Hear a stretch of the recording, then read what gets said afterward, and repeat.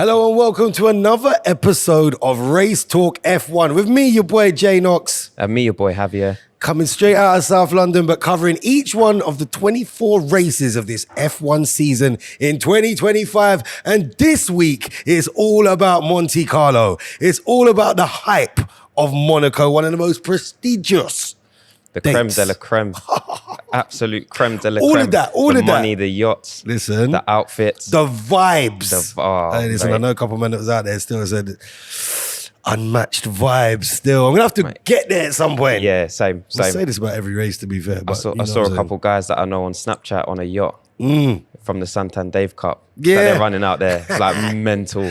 Yeah, mental. no, it's all mad. To be fair, like the other one with the mad yachts is Abu Dhabi. Yes. I've been there a couple of times, and I know that that goes off. But Monaco's just like, it's been like, Abu Dhabi's like new in comparison to Monaco. Monaco's been running. It's the history, innit? Yeah. It's the race. Like, And as it's- a driver, you want to win that race. And most of them live there. Yeah, that's true. That's the mad thing. Great tax rules and all that. Most of them literally live there, and it's kind of surprising. You hear people talking about like most of them live in like some apartments in the back of Monaco. I'm like, you expect these guys to be living in some 7-bed house with a big circular drive? Yeah, it's true. And then Alex Albon's like, yeah, no, I was in an apartment that I rented from David Coulthard with a great view. It's like, Mental. great view, but like you're renting an apartment of David Coulthard. Like, I know yeah. this was like probably slightly earlier days, but still in my head, I'm like, swear. It's mad. Different vibes. But as a track, as a circuit, as a race, like this is mad. There was a point between 84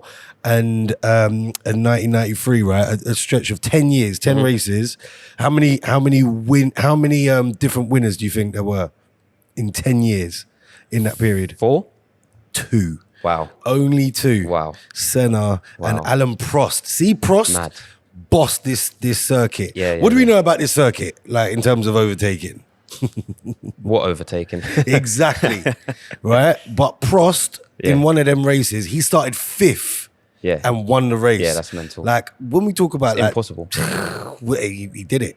He did it. Fair and play. that's what this I mean, that's some of the amazing drivers we've seen over the years, man. Yeah. Like we forget like some of these names, or we don't talk about these names, or some of us are newer fans or whatever. But people like Alan Prost, Senna won it 6 times. He's the highest ever winner. Wow. Michael Schumacher's won it 5 times, same as Graham Hill. Wow. Like top winners. Alan Prost won it 4 times. I think Jackie Stewart won it 4 times. Like it's mad. Yeah. You know what I'm saying? No, Jackie Stewart and Sterling Moss, they won it 3 times. Crazy. Along with Lewis Hamilton, who's also won it 3 times. I was at F1 arcade talking to people. I said, how many times do you think, or who do you think's the highest winners, won this race bare times? Most people are saying Lewis Hamilton. And it's like, no, bro. Like he's down the list with 3. So it's interesting. There's mad history and mad like real old school drivers that have bossed this thing. David Coulthard's won here. Yeah, I think nice. maybe twice. Nice. And Good for the Mark CV. Webber, I think, is one here as well, maybe twice. Okay. Like, do you get me? It's, Yeah. But it's that one. prestigious. It's that one that when you win it, it's mad. And for the first time last year, it was won by a man from Monaco in Charles Leclerc, and I was expecting him to do big things this weekend. And let's start with practice, because Charles Leclerc was topping the practice tables. Yeah, so practice was interesting, isn't it? He was showing a bit of pace, and I think it all kind of gave us a bit of hope that he's going to do it again. I feel like you always want to see a home racer just win every time, right? Yeah, man, it's nice. It just makes it nice. Fairy tale stuff, innit? It is fairy tale stuff. And the fact he did it last year, I was like, he's got it. And he did it last year when we didn't see where that was coming from. Yeah. I mean, it's not like he was winning. He's always performed well there, right? But he just seems to get unlucky every single time he was in Monaco. But last year, it looked like he was going to break the curse. And he did last year. So this year, when he was topping them practice timings, I was like, boy, Ferrari looking good, Charles looking good, because this is just, it's what it's going to be. So I was kind of excited for him. The only other thing that I noticed in practice specifically was Stroll doing Stroll things, because he cut up Leclerc at one point and like cut up his front wing. Leclerc, he's come across and Leclerc's kind of like clipped him, and Leclerc's wing's gone all over the Skudouche, place. yeah. Yes, Yeah, and then he got penalised, didn't he? What did he get? 10? Was it 10 place grid penalty or something? Is that what he got? I don't know because he done bare things, so I didn't even know if that's what he got it for. Because this was practice. he got penalised for something in practice. Yeah, Yeah. I think he ended up getting a further free grid position drop later on in the race, or something from qualifying. From qualifying, yeah. Yeah, so he ended up starting. Well, we'll get into that, but he ended up starting P19 due to all his things that he racked up. Stroll doing stroll things. And again, this is one of them tracks, right? The drivers drive, and you can't make mistakes in Monaco. So I feel like the ones that make the crashes, the one that do all of that, you see who can drive in Monaco. Like, you know who the real drivers are, and maybe it's a bit telling. Like when you're raking up all them penalties. Yeah. Sticky times for next year, Bro. It's interesting because he's showed flashes of brilliance really this year. He has. He's outperformed his teammate. I know that who Alonso's been calling himself the unluckiest man in Formula One. Yeah. You know that when you're just talking about Shah being so yeah. unlucky, I was thinking, Alonso's sitting there thinking, no, I'm the unluckiest man in Formula One. He's tried to brand himself. Yeah, as literally. Well, we'll get into that even more later on because he was unlucky this weekend as well, weren't he? Gets to a point where I'm like, yo, this just bad luck, bro. Sometimes there's too much for it to be bad luck. Yeah. Or you're doing something wrong, or you've done something to get bad karma, or whatever it is, right? You could only be, I don't know what mirrors he's been breaking. Walking on free drains and all that. Oh, mate.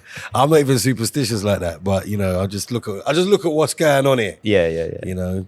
So yeah, man, you mentioned Stroll doing racking up some bits. Q1, Stroll cuts up Pierre Gasly. That's what it was. He cuts up Pierre. Like, that was bad. That's what got him a free grid drop. Yeah, that's what it was. That's what for the race. Talking about like that kind of stuff. Lewis impeded Max. Yeah, so as things, blood. When you watch it, right? Yeah. So like as I'm not prolific in every track, right? And the racing positions you're supposed to take. It just didn't look that mad to me. No, it didn't. But from what I understand, it's because Lewis was on the racing line, and if he weren't pinging round on a flying lap, then he should have got out of the way and would have got out of the way. But his team told him, like, it was a bit weird. It was very weird. Mad ambiguous message. Yeah, look out for Max in your mirrors. Yeah, he's slowing down. Yeah, all right, cool. But when Max kind of went around him and almost like lost control, corrected the car, he was cussing on the radio. And Lewis knew straight away. He knew. What's going on, guys? Yeah. Like, you told me he was slowing down. So Yeah. Lewis weren't expecting. He was looking for him, but he weren't expecting that. So obviously, that, you know what I'm saying. We don't know maybe the exact line, but them man doing it like, and Lewis knew instantly. And like he was going through his head. He's thinking, no, I swear down, if you lot get man penalised for this, you could just, that's what he was thinking, and he got penalised, bro. He did, yeah. Feels harsh because it weren't him. Yeah, it weren't him. It was a team thing, right? But you've got to set precedents, don't you? I suppose, which is unfortunate, and that's why F1's a team sport, right? I get it. It's like we win together, we lose together.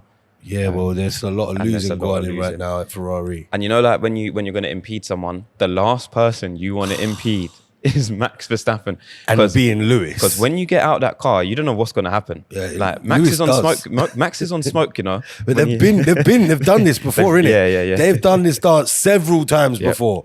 So of all, like, you've seen this before, when Max comes out the pits, he does not want to be behind Lewis because there's bare history there, innit? Yeah. Boy, but you know what? They caught up after it was all love, innit? They did, and I think it kind of shows the progression as for Max. It shows the progression in their relationship as well. It just looked like they went together, and Max went Ferrari. Lewis went, yeah, Ferrari, and then they just dapped each other up, and were like, yeah, cool, no issues here. Yeah. Max knows it weren't a Lewis thing. Yeah. And he'll be aware of these communication issues, which continued into the race. We'll talk about that, but talking still about Q1, Bortoletto is looking like the weakest link in these rookies at the moment. And maybe it's the car that he's driving, but he's looking like it. Do you think it's the car? Nah. You think I mean, the car is bad, right? Like, let's not get it twisted. The car is bad, but he keeps on making mistakes. He keeps on spinning out at races. I just think he's struggling, isn't he? Yeah, he's struggling, bro. and you just don't get time in F1 anymore. So, you know, if I was a betting man, Bro. next on the chopping block might just be him, because you just don't get the time. Yeah, no, it's true. It's brutal, man. It's brutal. So Stroll P19 while Alonso got P8. He did. That's mad because, you know me, I like to see these cars qualify. And he ended up starting in P6 due to the grid penalties and stuff. P6. Oh, that's where he started the race due to the grid penalties. He ended up starting in P6. So it's a great little result for him, ain't it? Nice. Who do you think is the best rookie right now?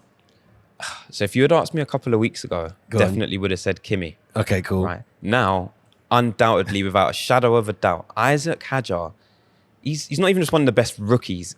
He might just be one of the best drivers on the grid at the moment. I love this. I love this for him, man. The performances he's putting in an RB, and like every week, top 10 Q3, top 10 Q3. I'm loving Mental. it. Loving it. And after the start he had as well, right? This is what it keeps going back to. He was in tears at the beginning. Let's remember, he didn't make it out of formation lap. You know what I'm saying? And Helmut Marko said he's embarrassing. Yep. Hey, Helmut Marko, that's a mad statement. I was cussing him out for that, but maybe that's what he needed, you know? Maybe. You think I don't know. It was either Helmut or it was either Lewis's dad. One of the two said something to him, and it just boom. But you know, this is it. Like coming from like it's almost like a South London story, isn't it? It's like it's that kind of coming from like being underestimated, coming from that point of like hardship, coming from the worst start ever, having to work hard and not being in the best car, all them things. Isaac Hadjar's got a story there. But you mentioned Antonelli being like, it was like our favorite, if you like, in terms of just an obviously looking top rookie, and then Red Boy P15, wasn't it? Yeah, P15. So he crashed out in Q2, didn't he? Crazy, dog. Brought the red flags out. Brought the red flags out, which is insane. Like for a Mercedes driver, it's like, well, George didn't really do any better though in quali, did he? Yeah, this is interesting. Actually, I think he started the race in P14. So this is a Mercedes thing, then, maybe. Yeah. But obviously, George's car did break down. Yeah, bro, in the tunnel, man, that's dangerous as well. That was dangerous. It's crazy. I saw this last year as well. You know, the avoidance. I think it was Alonso done a mad avoidance. Yeah. Like that's mad. And again, walk on for these reliability issues. I think some people were saying that the cars were overheating in Monaco, but overheating in a tunnel is a bit mad. Yeah. Like his car just broke down, stopped working. But visually, right, it looks so funny. When his car broke down, he was in the tunnel and the stewards come out. I was trying to decide whether it looked like Oompa Loompas were pushing him because of the orange vests, right? I know the one. I didn't know if it was Oompa Loompas or if I know you've seen Cool Runnings before, right? I swear to you, it looked like the Jamaican bobsled team pushing his car. Like George looked at him, right? He'd done some hand gestures. It was like, Sanka, kiss my lucky egg. And then they just started running with the car like it was a bobsled. You thought they were going to jump in? But George jumps in the seat to drive like after. So it proper looked like a bobsled thing. It was absolutely hilarious, man. When you watch it, it looks like that for real. And then they passed it on to the next set of stewards as well. And then they carry on pushing it. And it was, it was class. Bobsled relating. Mad. Is Yuki learning the hard way that Red Bull only care about Max? No, Yuki just needs to put in better performances, I'll be real. You reckon that's what it is? He just needs to drive faster. But P12, when both the racing bulls are qualifying top 10 is mad. It's crazy. And Yuki, it's not like this is Yuki's first time in Monaco or anything like that. He does this track. He's done it for how many years? He's been in F1 now? A good few, right? Enough, right? It's like, you just got to be better. Be better, Yuki. We're all rooting for Yuki as well. Like I love he's Yuki. one of the most loved drivers on the grid. Got the best song on the grid. Oh, Yuki Tsunoda. Hey, single-handedly commandeered like one of the biggest. Mate, it goes off in Silverstone, innit? Vibey, chanty tunes, and we need to be able to sing it for someone in the top 10. Yeah, you know we what do. I'm saying? And I do have faith he will bring it back at be some point. But he's just got to do better. But great that the racing bulls are both doing bits. What do you think Liam Lawson's thinking when he's seeing Yuki like there and he's doing bits? Does this tell us something? Does it tell us something about the car? He's thinking, I told you so. He's thinking, I told you so. But Liam was doing way worse. Liam was like 18th and 19th every week. Yeah. Where at least Yuki's flirting with the idea of Q3s, and he does bring it into Q3 quite regularly, right? Yeah. Like I think his average position is probably like 10th in qualifying. So he flirts with the idea of it. Liam's probably thinking, yeah, I told you so. But nah, don't work like that. Because then you're getting out qualified by another rookie when you had time in that car last year as well. So Yeah, it's true. you know, It's true. I don't really think he can talk too tough on this one. So let's talk about the top things. The big dogs. The big dogs. Listen, who did you think was going to qualify fastest here? Charles. Right. Charles. I thought it was going to be him. Now, when I think Norris was fastest in Q2, I was like, okay, we'll see what's going on here. But I'll never believe Red Bull. I always think that they got more. And I think that they're going to pull it out of the bag. Yeah. They didn't in Q3, and it was all about Shah. Mate, he put in a great lap, didn't he? Amazing. Like, no complaints. And then Norris. Big Lando. Rude boy. In his not home race, as he calls it. Rude boy. This McLaren flew, and a new track record for Monaco. And I think the whole talk is under 70 seconds. Yeah, he got 109.9. Mental, bruv. Mental fast. What was that? Was it? Do you reckon that was all Lando, or do you reckon it's the car? The car has got great traction, and you see it when you watch the Ghost kind of simulation. You see like the traction, like going uphill and stuff like that. But you know what? Yeah, like you said, this is about the drivers of Monaco, and Lando proved that he can drive very well. This is it. And Lando. For me, right, this weekend is a turning point for Lando. We always talk about Lando. He's got a mistake in him. He gets in his own head. Yep. Love him because he's very honest about it all. But I was looking for that mistake. He's going to mess it up. He did not mess it up. Yeah. Perfect lap. Well done. Some people were complaining on Twitter and whatnot, saying, oh, it didn't look like he was 100% pushing the car. He didn't take this turn fully possible. And it's like, you can't just break a record at Monaco and not have a good lap. Like, shut up. All right, Formula One drivers, isn't it? McLaren are the most successful team at Monaco, so I thought this will be interesting. They've got 15 wins there, but the last time they won was with Hamilton. Yeah, that's insane. That's years ago, bro. That's years ago. I was a kid. I was a full-on kid. He was a Mercedes for over a decade. Like this is not recent things. So for them to smash up the qualifying, I was like sick. But we were waiting for Lando to do Lando things and lose the lead in lap 1, or at least I was looking out for it. I was like, please Lando, come on. And it almost happened, didn't it? Bro, it almost happened. Lando, like I said, for me, this is a turning point. Lando really put in the work. Yeah. The lockup. He left it to the last minute. I thought there was contact. There was so much smoke, so much whatever. Like, yeah. And I thought Charles was just gonna dive bomb him down the inside. Yeah. So I thought, this is it. That's done. He done so well to bring it back, though, innit? He did. And that's the mark of a good driver, though. Like, if you've made a mistake in locking up, but you can rectify it and still come out ahead in turn 1. Turning point, man. This was a turning point.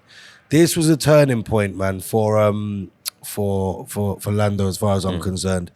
So I'm very, very happy for him. Yeah. And he held it and he did well. He drove well. What do you think of his overall drive?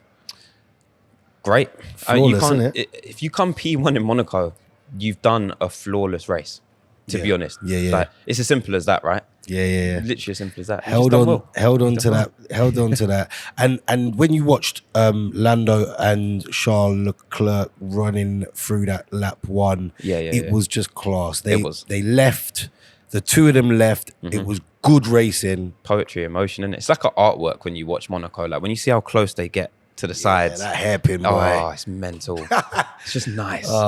Turning that car through there is beautiful. Beautiful to watch, man. It is. Beautiful to watch. Apart from that, though, like the race didn't offer me much more. What did you think of the new compulsory 2-stop thing? Make much of a difference for you?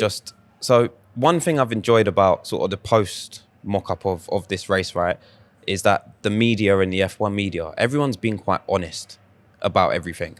Like, certain sports, they gloss around certain things and they just pretend like everything's okay.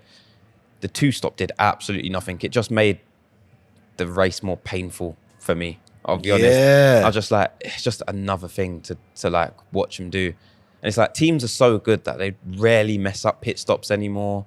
You know, there's no refuels and stuff. Just 2 seconds, you're in, you're out. And it just didn't change anything, did it? Yeah, like people no. tried different strategies. Like Max stayed out late, didn't bump him any positions. Mercedes tried a thing where they just didn't pit at all. Didn't work. It was just long, innit? Like the two pit stops, they said, you know, everyone thought, oh, there's going to be loads of tactical ideas, blah, blah, blah. And everyone tried it. It just did nothing. It Like, just did nothing. after the race, like they were asking the drivers, innit, like what they thought. They said, let's turn this race into Mario Kart.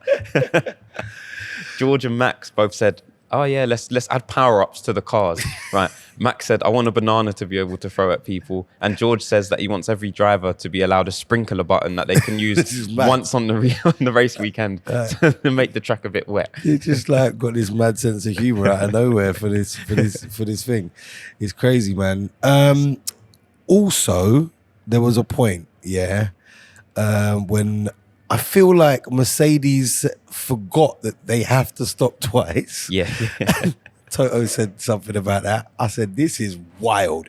And I thought Max either forgot or I didn't know what he was doing. Because you have to stop twice. He'd stopped once and there was like 4 laps to go. And I was like, what's going on here? Yeah. I mean, this is how silly the race was, right? Is that teams were just driving slow, holding the rest of the grid up. No, not teams. To allow Max. Hey, real talk. This is what I saw. Max was on some, like, I'm not going to drive too fast. Max is so good tactically. He's looking at Lando, and saying, yo, if Charles Leclerc can catch him up, and give him a problem, I'd much rather Charles finishes second than Lando. Yeah. He did that. That was quite interesting. Well, not finishes second, but, you know. Finish, He wanted him to catch up. He tried to bunch everyone up so that Charles could overtake him. But there was just no... I don't think we saw... Did we see one overtake this weekend? On track. Like actual on-track overtakes. I don't think we did. Yeah, man. Which is wild, isn't it? That's what the race was. One of those things. So, Max didn't come into like the last lap. Him in the last lap, yeah. Even that way he was trying to rack up these most laps led of a Grand Prix stats. You know them ones. It's like in football, you know, and you see them taking this pass from the goal kick is a pass, and it counts on the stats as a pass, and they pass it to the goalkeeper and back to the defender and back to the goalkeeper. It's like you're just trying to rack up stats. Stat padding. That's exactly what I thought. Yeah. When I saw Max doing that, I was like, this brother is swear done. He's just like, you know what? Most laps led at Monaco. I'm going to go for that one. Yeah. Because you would think he would even like pit 1 lap earlier to try to get fastest lap or something. Right. He didn't even do that. Didn't care. He was just trying to bunch people up and score some mad stat points. And then, once he moved over, we have a new race leader. It was Lando Norris, who went on to win the race. So for me, a big turning point and a 16th win at Monaco for McLaren. Yeah, nice. Smashed it. Great weekend for them. And obviously Oscar finishing 3rd as well. So it's good weekend for them. Points and points. Great and for running away with that Constructors' Championship. I don't think anyone's going to catch them. Let's talk about Ferrari because they're one team that are not going to catch them, right? Yeah, because their communication skills with the whole Max thing and the impeding incident we discussed earlier was bad. But during the race, talking to Lewis, this language barrier is mad. Hello, where are the leaders? How far ahead are they for me? Well, Charles on mediums and Lando's on hards, and you're not answering the question. And then there was am I still a minute behind him? Yeah, that's the one. Yeah, and he says that. Well, you're not answering the question. Yeah. Then there was are we on for plan A or plan B? Yeah. Plan B. Cool. C. What do you mean C? Plan B then. CC. Like what? And it's this big man. Don't say C. I don't care what language. C means yes. Don't say C when you're talking about plan A and B. Throwing C into the equation. They're taking liberties, bro. It's just so confusing. And these are basics. I don't care what your native language is. Understand the context and the gravity of the situation. You got a driver trying to do 200 mile an hour out there on track, and he needs clear communication. And we've had this problem in every single race. Ferrari fix up. And it's turning into a bit of a toxic relationship. I think she had Lewis after the race. It's like, you know, like in a toxic relationship, and Lewis was like, "Are you mad at me?" No response, you know, just radio dead. silence. It's all dead, bro. So if you're Ferrari, are you getting Lewis a new race engineer, or are you sticking with it? Bro, he needs a new race engineer. This relationship ain't working. It's not working. So dead it off, man. Dead it off. So that was Monaco, man. That was Monaco. One of the other funny ones. So Gasly, when he crashed into the back of Sonoda. Oh yeah. And he mashed up his car. Yeah. His brakes were gone. So he had no brakes. Yeah. He decided to just carry on driving around the track and bring it all the way to the pit lane. We saw this last race, innit? And then his pit crew had to come out and stop his car with their hands, right? Because he had no brakes. And then I thought that was all mad. That's all mad. But then what was his other option? So obviously I think he got Crash in a into the little wall, bit bruv. in trouble. Just go into the wall. Are you crashing into a wall as a driver in your Formula One car? Just go into the wall, bro. Like Bortoletto did during the race. Hey, let's talk about that though, because lap 1 was it? He went into the wall. He went into the wall, yeah. And I was like, boom, safety car, rare. My man reversed it out and kept it moving. He did, yeah. I don't know how he done that. Big up Bortoletto. I weren't expecting that. So, I mean, he done well to carry on driving, right? No, he did. And he ended up in 16th, not 16th. Where did he finish? 14th. After 3 pit stops. 14th. So you got Max that ain't pitted a second time with 40 lap old tyres on lap 73 or something. And he got Bortoletto 3 stops deep. Yeah. Doing this stopping Mental thing. beating Lance Stroll and Yuki Tsunoda. Crazy. Why would you throw that in there? Nah, this is mad. So crazy. What a weekend. Yeah. What weekend? Monaco, man. I'm going soon, man. I'm getting there. Next year. To party. Next year. I'd like to go there and see it like when it's not race season, just to see it. And I'd like to go back on a race weekend. Yeah, agree. Yeah, it'd be good. I'll be renting the finest suit I could find because man can't afford them levels of outfits. So that's going to have to be rented. I hear it. Next up, Spain.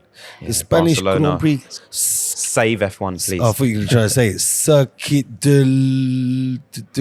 No, I'm not going to try and say it. Barcelona. We're English, innit? Barca. Going to Barca, mate. Yeah, I've been there before still, but stayed in Lorette de Mar and got coach into the race every day. Nice. So big up anybody going to Spain. It's one of the lower priced Grand Prix, one of the more affordable ones to go there. Some amazing deals there were to go. You could go there. It was like $7. Yeah, that's hotel included and everything. Yeah, right? bro. Flights, hotel, half board, transfers for general admission. It was like £700, bro. Yeah. Like, and a week in Spain. I'm going to be careful with my response here because of the cost of living crisis and that, innit? That's not too bad. Brother, it's but not too bad, in terms of though. like what you would pay for Silverstone, innit? In terms of if you just wanted to go Spain for a week anyway, £700 ain't bad, bro. I think it starts at £550, like £700 is a decent hotel. And the hotels are decent as well, innit? Yeah, They're like, what, 4 stars? Yeah, and half board, so it's breakfast and it's dinner and it's like... It's not bad. Bruv, it's not bad at all. Cost of living or not, bro. It costs almost that to live in London, bro. £700 a week. Food, accommodation, and everything else. You're not wrong. Bruv, £700. We ain't got no beach, no pool. No sun. And definitely no Grand Prix next week. Yeah, man. So that was that. And I look forward to catching up after that. This is the first of a triple header. So we're here. You got us 3 weeks in a row, baby. 3 weeks in a row. Yeah, love that. But right now, like I said, we're live from South London. So we're going to go to the Crystal Palace Parade. Yes. Bank holiday Monday out here. Celebrations for us. Enjoy the rest of the week. We will see you after Spain. It's been Race Talk F1. Make sure you're following it on all the socials, TikTok, Instagram, all of that. And on YouTube, of course. I've been Knox, a.k.a. Knox to the world. And your boy Javier, a.k.a. One Have. Peace.